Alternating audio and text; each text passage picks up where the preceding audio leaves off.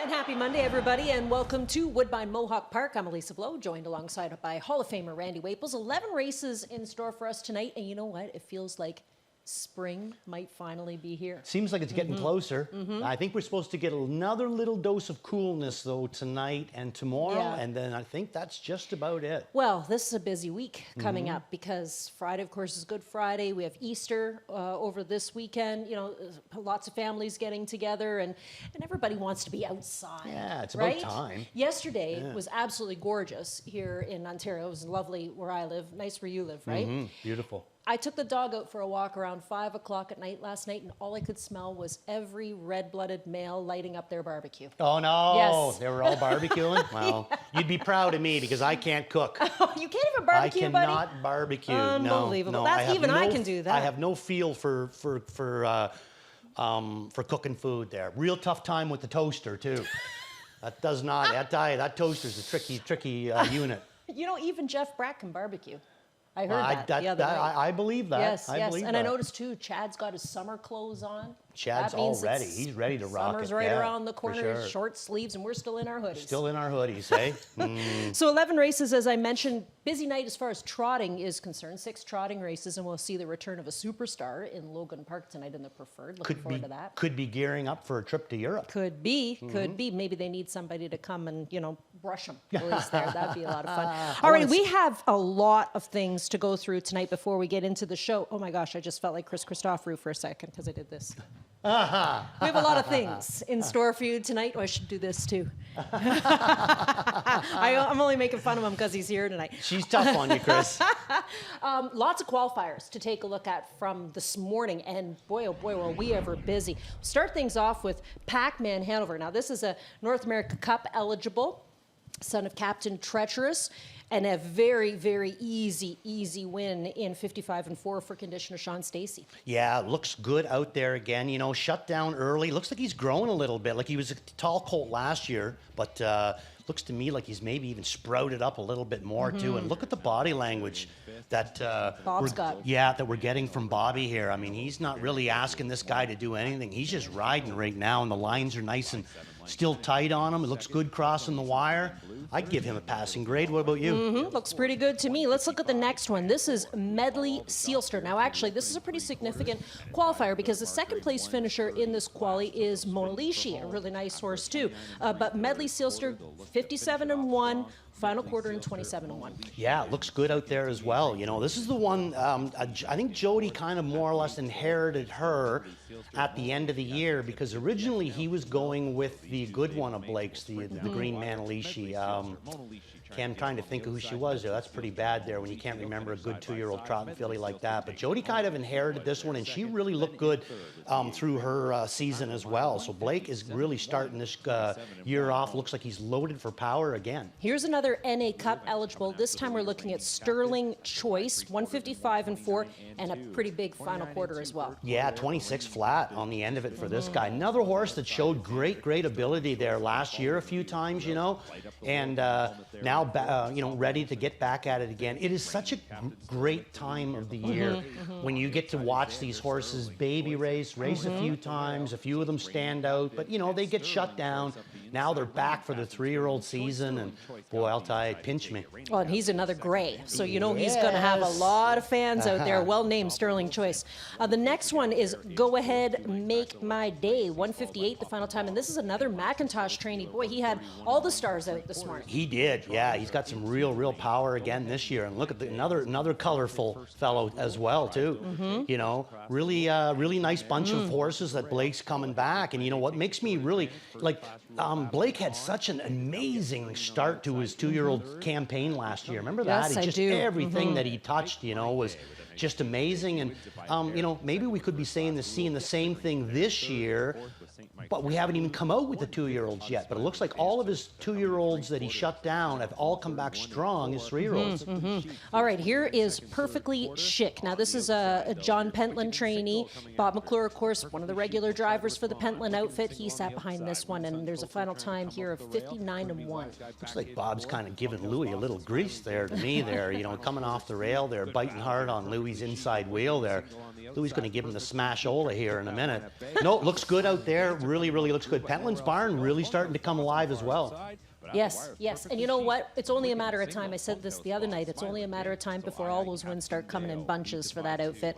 Aye, Captain Deo. Now, this is another fast final quarter. 26-2. This is a Gary Murner trainee. This was the second qualifier for this horse, this time in 54-3. Yeah, this was a nice colt last year. I mean, he did some good things. If I'm not mistaken, I'm pretty sure I know he won a couple of legs of the Dreammaker, but he might have won the final as well. Yes, he did. Yeah, really, really nice kind of a colt, you know. I like him. Looks like he's, again, he qualified back. My goodness, Bobby's loading himself up big time there. I'll tell you, he's going to have to get a Glock because all his bullets aren't going to fit in a revolver. Gaines Hanover, here's a name that a lot of people will know. Gaines Hanover, guess who was driving this one too?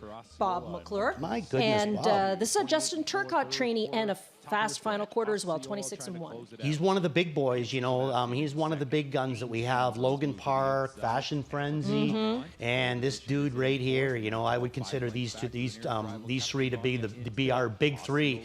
And this guy again, coming back, looking like a real good qualifier here. You know, just easily measured by Bobby. You know, really looks good. He's doing a good job out there, Mr. McClure. Yeah, should mention that second place horse, the one that McNair was driving, that's Osceola that a lot of people like to watch as well. Race, the eighth one we're going to take a look at now is Reign Supreme, and this was the fastest mile of the morning. This is a Zach Carroll training. Yeah, there's another horse that showed big time speed a few times, you know what I mean? Sometimes he was able to put it together. Sometimes, you know, maybe he just left a little bit on the table, but again, back at it again here. We had some fast track. You know something, as fast as this track was this morning, it's always faster at night. Yeah. We could come up with some pretty interesting miles tonight. Well, we had some fast miles on Saturday night, right? We almost had a sub 150 mile.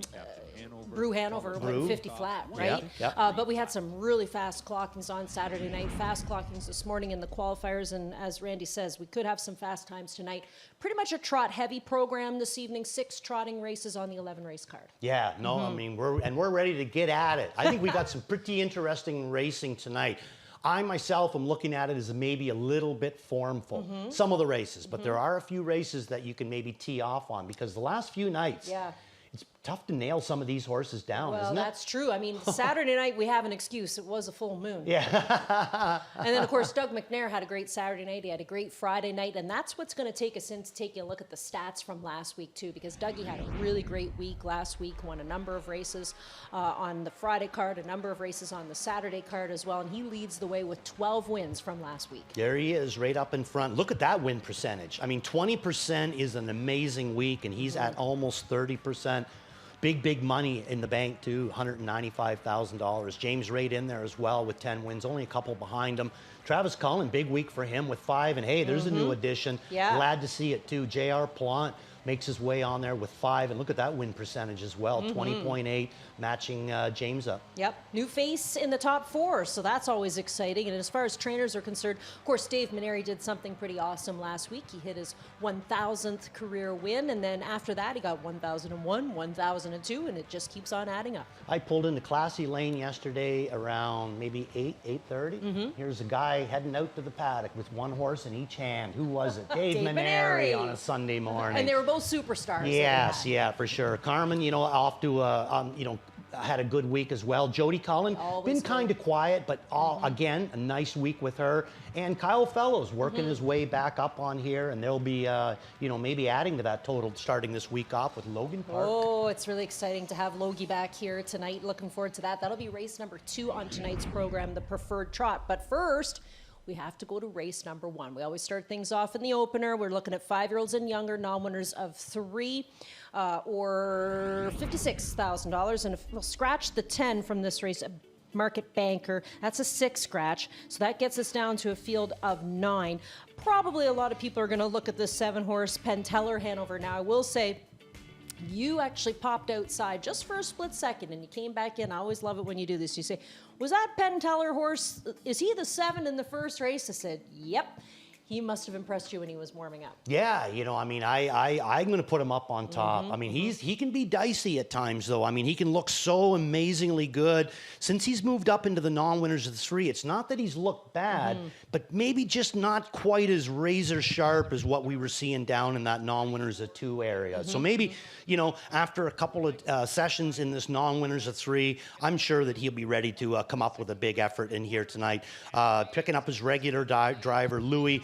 Bobby gave him a good trip in here last week, I think. He had good wheels on the end of it. The line, to me, doesn't really do him as much justice as the race. I thought it was a good effort. Bob had a choice to make earlier in the mile, whether to come early with him, and I think he did the right thing by staying in. Didn't necessarily work out, but it should come out with a better effort here. Still moving forward at the end of it. He's going to be my top pick in this race. I think a lot of us are kind of curious to see what Rising Interest is going to do in his comeback race. This is a horse who was 3rd in the Superfinals last year. Yeah, there's a few people that are going to be using this guy up on top. I'm pretty sure that John Rawls is going to be using this guy up on top. Yeah, and I mean, he raced against the very best ones last year. You Got It, Kempt, and a few of those other ones, and held his own, no doubt about it. Victor Putty off to a good year this year. Nice qualifier under his belt. Does kind of draw the outside, you know, and I think that it gives Penn Teller Hanover maybe the advantage. He's got the inside. He's a 4-year-old. He's not gearing up for a 3-year-old season, you know. So I think he's going to try to get all he can get. Yep, they got to get some with him because it cost him $500,000. That's a big hole. That's a big number. Race number 2 is the race that all eyes will be on Logan Park and his return to the races here. Comes in off of a couple of qualifiers. We haven't seen him since at Mohawk since November the 18th. He's just an amazing horse, one that everybody loves just to you know watch because he does grow wings down the stretch. But he was a 12-time winner last year. Just last year alone, he made just shy of $1 million.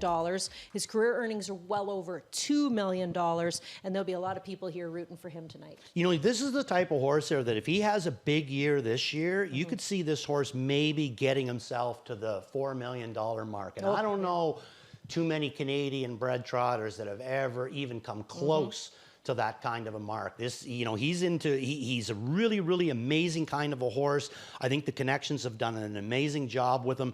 Dougie fits him well. When they needed to find a driver for him last year, they hooked up Dexter Dunn. He got along with them really well. I just think that this is a really, really nice horse. But when you're coming back after the 2 qualifiers, you got to face up against one of your biggest nemesis on this circuit, and that's going to be Amigo Volo. But I am going to give the slight edge to Logan Park. I think that there's a chance that he could get beat. Maybe New Rules can do it, maybe Amigo Volo. But if they don't beat him this week, I don't like their chances of beating him the next week. The more races he gets under his belt, the tougher he's going to become. So if you're going to beat him, this is the time I choose. I'm going to play him up on top. Well, if everything works out to plan, he'll be headed off to the Elite Lop, which will be exciting to have a representative from Canada and especially from right here at Mohawk in the Elite Lop. It's such a fabulous race if they're able to get there and if they're able to win it. So that would be cool. I mean, the other horse that I've liked playing too over the years is Ghostly Casper. He's here tonight. He did have his first race back on April the 7th. You know, probably needed to get his legs underneath him a bit,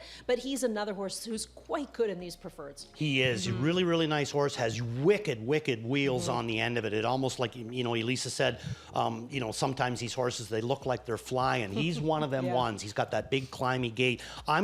I'm not even going to use him up. I am going to use the other Bergeron horse in on the bottom, Quebec Hanover. I'm going to go Logan Park, New Rules, Amigo, on to Quebec. The only reason I'm not going to go Ghostly Casper, he's only had the 1 start back. And I thought maybe last year when he came back, the more starts that he got under his belt, that's when he became really, really dangerous. And he's got to start this year off right in the tough class in the preferred. So I'm going to give him a 1 time. Alrighty, so that's race number 2, the on-track feature for the night tonight, the preferred trot. As we flip over to race number 3, now we're on the pace for the 3rd race.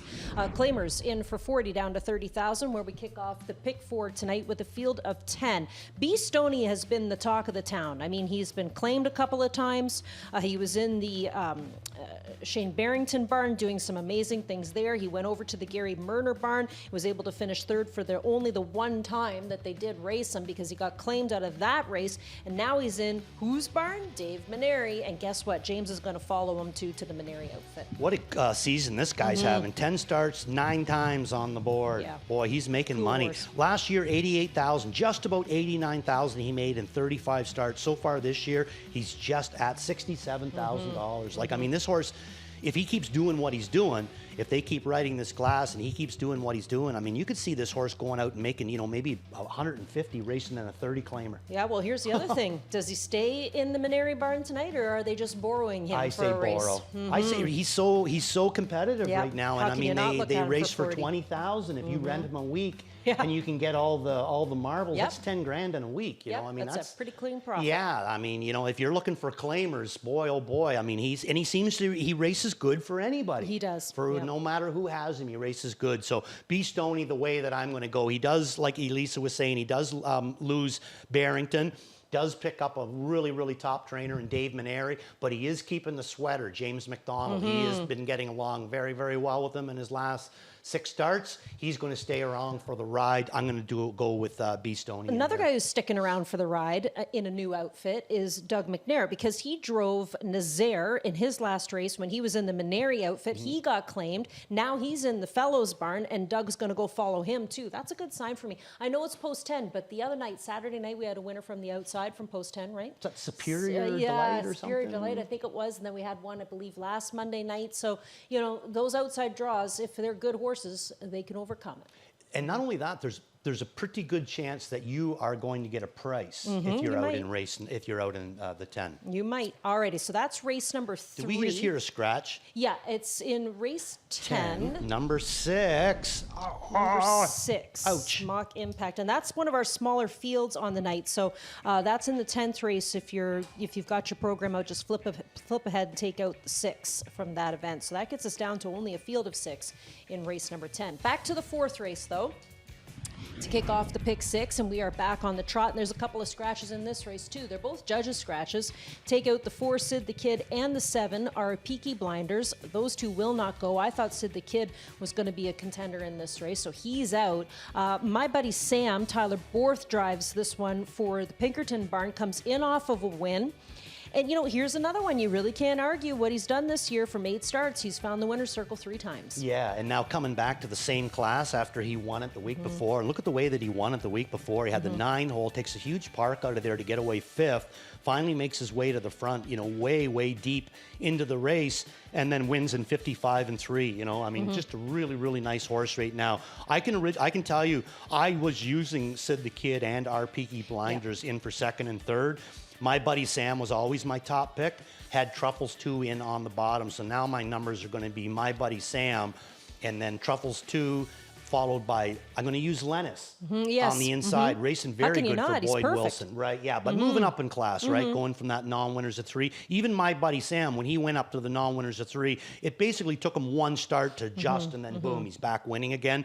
And then on the bottom, I'm going to have Spartan General. Spartan General, to me, is the scariest one of them all, because if he ends up going a big effort, if he's good tonight with these scratches, that's going to move him down into the 6-hole. He's the one that scares me, because if Chris turns him loose and he's close to them, this guy can absolutely roll it on the end of it. He's got a lot of back class coming as well too. So I am throwing him in on the bottom, but he kind of scares me if you're looking for a long shot play in this race, because my buddy Sam now with these scratches, he's really going to take a lot of support in here. I'd take a real close look at Spartan General. Yeah, and we have the return of my retirement dream in here. He's Yes. been a fun horse for He Eli has. Wagner, Eli right? Wagner, yeah. And bred this one too. Yeah, and a nice El Sonio dream, right? Yeah. And you and I were lucky enough to see him when he debuted as a 2-year-old, and he was doing some good things when He he was is 2. very nice horse. All right, let's go to race number 5. 5th race non-winners of 4,000 in their last 5 on the pace for this race. And, there's one horse in this race, as far as I'm concerned, that everybody's got to try to beat. And that's the 3, Living the Beach Life for Louis Waugh and Vic Putty. Because, we're taking a little bit of a drop here tonight. And, non-winners of 4,000, he hasn't seen this class in a while. Yeah, no, it has been a while for him to get down there. Putty's barn's been racing good, and I mean, he's going to appreciate the drop. The only thing that scares me a little bit about him now, he is down awful cheap. So maybe this won't come into play. But I just find sometimes if they over race him early, he's not quite as competitive on the end of it. You know what I mean? He's a little bit like myself. He's getting a little bit older. If I do too much too early, don't have a whole lot on in the gas tank on the end of it. So I'm hoping that he ends up with a good trip in here. Now, originally, I was going to put Reactor Now up on top with Living the Beach Life in for second, looking to beat Living the Beach Life, because like I said, I do think he's the best horse in here. I do like him a lot, using him in for second, but I do think he's beatable too. Where I did end up going, Elise, is the 6th horse in here, Showstop. Now, this to me is an interesting kind of a horse. Now, he is coming out of the claimers from for Jake Roberts' barn. But so March the 3rd, let's take a look at this. Look at this one here. So this is a condition. This is not a claiming event or anything. In against Stone Carver. Not a bad horse, you know, not a bad horse whatsoever. So let's see what Showstop does on the end of it, because this is a Captain Treacherous, pretty nice bred horse. $65,000 Lexington purchase, you know, obviously bought to be something anyway. Here he is with Tyler Borth on the outside. And this is Stone Carver up on top. Now, would you ever see Stone Carver in 10 claimer? I don't think in the near future, that's for sure. And he almost gets the job done. Loses by a snout. But then he's back in to go 3 days later in a 10,000 claimer. And good thing for them, the truck broke down on the way, so he couldn't race. He's had enough time away, I think, that he can't be reclaimed for that $10,000 price. I think he could be pretty live in here. And if they got, I know it's a stale date, but if they got a schooler, a couple of schoolers into him, or a fast mile, I think Showstop could come up with a pretty interesting effort. So he is the way I'm going to go. Living the Beach Life is going to be the class in here, but I'm going to try to beat him with the Showstop. Showstop was almost 60 to 1 when he was second that day. Oh. Before that, he's 130 to 1, essentially. Before that, he's almost 70 to 1. So he really doesn't get a ton of support. You're going to get him at a price tonight. I know you're going to lone wolf this one. Yeah, I got a feeling I am too. If this comes in, he'll be out howling at the moon, guaranteed, guaranteed. And what we learned tonight is, you know, when you want to take Randy for a walk, don't start off walking too fast. No, exactly. You need some time to get your legs underneath you, and then we can sprint coming home. Yeah, wheelchair would be best. We started out in a wheelchair, and then I'll jump out part way. Okay. Race number 6, pop-up series events here. Non-winners of $15,000 in 2025. Trotters in this group of 11. Wow, lots of horses to compete in race number 6, which is halfway through the program tonight. A reminder, there are 11 races on tonight's card. Phoenix, a horse who I think a lot of people are going to be taking a look at. Why? Well, because the last start out, he was facing some tougher horses, including my buddy Sam that we talked about here tonight, and Sid the Kid, Perfetto, Spartan General. You know, he's been in against some nice horses. Plus, he just happens to be a Julie Walker trotter. He is, and those, you know what those are like. Tough to leave the Walker trotters off, you know. Phoenix is the route that I'm going to go. I agree with you, Lisa. I think that he was in a tough bunch, but same class the start before. Let's take a look at this one. He gets away 4th with him, Bob does. And to me, I think he was looking for some serious room on the end of it. So to me, this is a mighty drop down from the horses that he's been racing against. I think he's in great form. You can see with him right now, he's coming on the outside with him now. I think he's in really great form right now. I think that he's going to enjoy this little drop down in with these. I don't think Bobby's been too hard on him. I don't think he's been too hard on him in this race either, you know. So I think he's going to come in here very sharp and confident, and that's the route that I'm going to go, Phoenix. Well, the Fellows Barn sends out the one Peso Hanover. He's been a contender in his last couple of races. He was 3rd in his last start on April the 4th, 2nd the start before behind Buck Dancer, who was a well-met winner on that evening. So race number 6 gives you a bunch of 8s. To a lot sweep of horses the board. in good form, you know, and then Eyes of Justice, good form on him too, and Putty Stable. Putty could have a big night. He could have a big night. 11 horses competing in race number 6, and we're all on to 1. That's Phoenix. Interesting. Race number 7, back on the trot again. Non-winners of 4,000 in their last 5, and this time we're looking at a field of 10. I you know, had the 10 horse drawn a little bit different, I might have used the 10 in the top spot. Yeah. But I ended up putting Eden on the Hill in the top spot because we've had a couple of good seconds, and then I used Fight Song in the second spot. We're pretty close. I got Eden on the Hill in for second, and I got Fight Song in for third. Tough post position. So though, yeah, it is. You know, I mean, to me, they Eden on the Hill. The only thing that scares me about him is putting him on is just that 1 for 32 the last 2 seasons. 1 for 30 last year, 0 for 2 this year. But he has been racing good. Both of them starts. You can see him sitting on a win. Is it going to be tonight? Quite possibly. I'm going to go with the 6 horse in here, Eternally Hanover, looking for a price. 15-1 morning line on this guy. But hey, GB's got him in for third. So I'm going to take a chance with him. And we have a replay of him. I'm going to use him as my Beat the Fave tonight. And the replay is going to come from March the 17th. He wins this one. He's going to come from out of it. He's going to win for Jody and Katarina Bosniak in this race. His next start after this one, he makes a break. So that's a bit of a toss.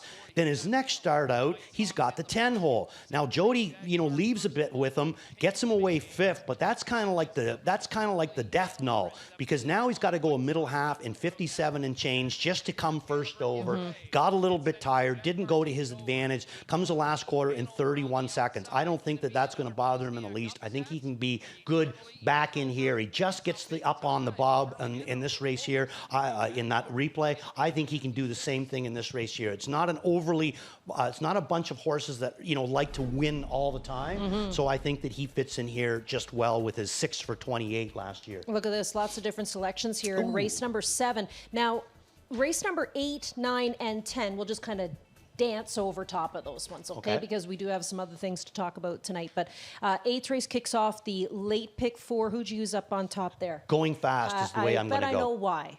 Huh? I bet I know why. Why would that be? Second time Lasix. You know it. Plus also, I pay attention. And second time Des Tattooer. Race number 9 on the program. That time we're looking at, say, a horse like Top Mass, possibly for Desiree Jones. This is second start of the season. The first start back was a good one. It was a very good one. Used him in for second. Going to go Cold Snaps in the Blake McIntosh stable. Well, why not? Blake has had a really busy day today. Whew, he has. And she's back to doing really good things as well. 10th race, I got to go back to Dirty Little Piglet. I'm going to go Kyle's Art now. Okay. Yeah, first start, back to the Barrington stable for him. I was going to go Mock Impact, late scratch on him. I think Mock Impact would have been the killer destroyer tonight. And then the 11th race is where we're going to go next, which is the Jackpot High Five.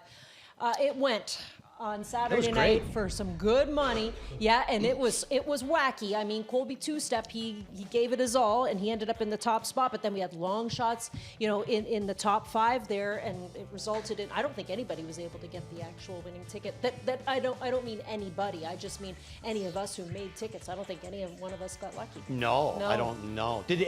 I think one of us had Colby Two-Step on top. Well, some people had Colby up on top, right? But see, I didn't. I didn't either. Yeah, and there was a few of us that, I know John, he singled somebody else up on top. Yeah, but then, going back and looking at it again, we should have, because it's Menary. Yeah. And Menary's just so hot right now. Yeah.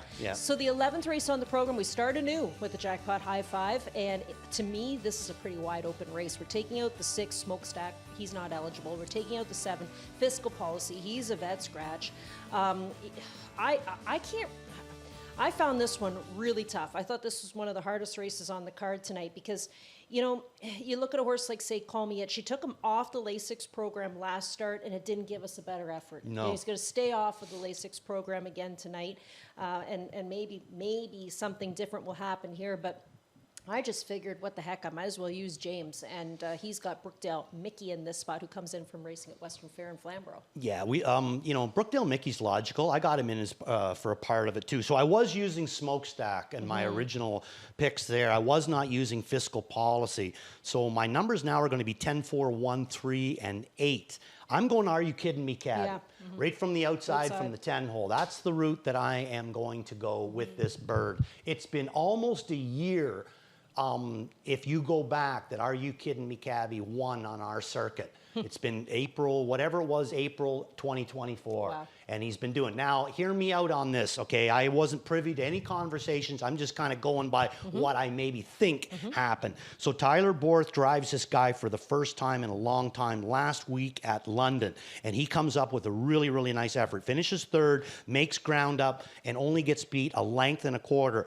What would be the chances that Cassidy or her father, Colonel, said to Tyler, hey, listen, is this horse good enough to bring back to the other place? And Tyler says, yeah, as a matter of fact, because this is a good effort. It looks to me like he had a little bit more, but he was running out a little bit on the end of it. He's up against Lauren House's wheel. So he's more or less just kind of greasing his way through there. I like him in here. We got 2 scratches. One of the last times that he raced on our circuit, he was a winner. Right. And the one time, too, I don't know if you remember, but remember back, there was a pop-up and Jody Jamieson claimed him. And the first start in the pop-up, he rolled him. He ended up winning the pop-up series with him, but he rolled him in one of them starts, and this horse win for fun on the front end. And if I was ever going to take a chance on a front-end mission for Are You Kidding Me, Cabby, I think tonight would be the night. Well, it should be, because really, like I said, you can look up and down at these horses. It's hard to really put one in front of another, right? Now, one thing you're doing tonight, which is interesting, is you're picking the outside draw a few times on tonight's card. Yeah, You said you were going to pick some wacky winners. Yeah, looking for the price tonight there. That's where Randy's going tonight.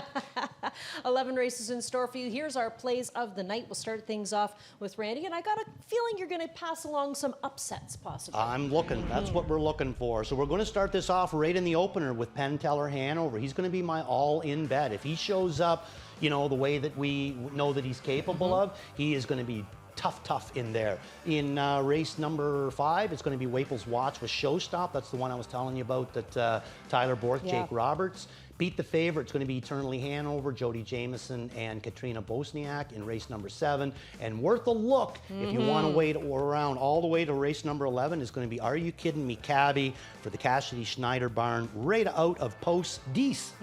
All righty, what have I got? I got to remind myself. Yes, ready off the claim, B. Stoney. I think he's ready to rock again tonight. Living the Beach Life is my all-in. We talked about that one. Big improvement, I think, tonight we're going to see from Going Fast. And Dirty Little Piglet's my repeater. I had him last week as my all-in horse. Yeah, and I'm just going to stick around with him another time. But so mine aren't necessarily going to pay big prices, but hopefully we'll get 4 of them into the winners. There you go.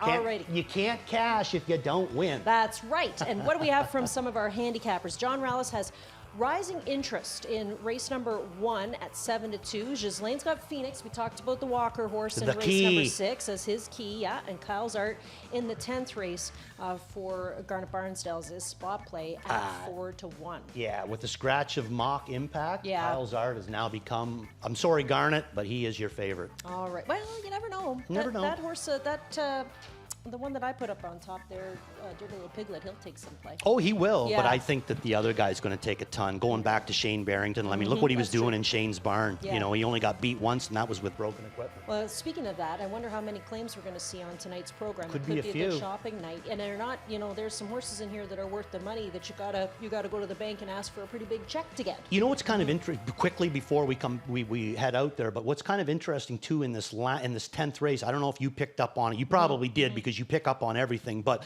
the Montini horse, Speak of War, the 2 horse there, races April the 4th from the 10 hole. Doesn't do a whole lot, but makes up good grounds. Comes back 3 days later. Wheels right back. Goes down the road. I could see him making him a little bit tired, a little susceptible. Now he's back on a kind of a regular rotation. Another horse that could be interesting. There's a couple of horses on tonight's program that are coming back off 2 days and 4 days rest on tonight's card. Got to make sure you watch for that. Yeah. Keep your eye out on that because those were horses actually that were missing chart lines that Chad had to announce because they were coming in from racing at Flamborough. So 11 races in store for you tonight. A trot-heavy program. The return of Logan Park in our preferred trot race number 2. Looking forward to it. 6 minutes away from the opener.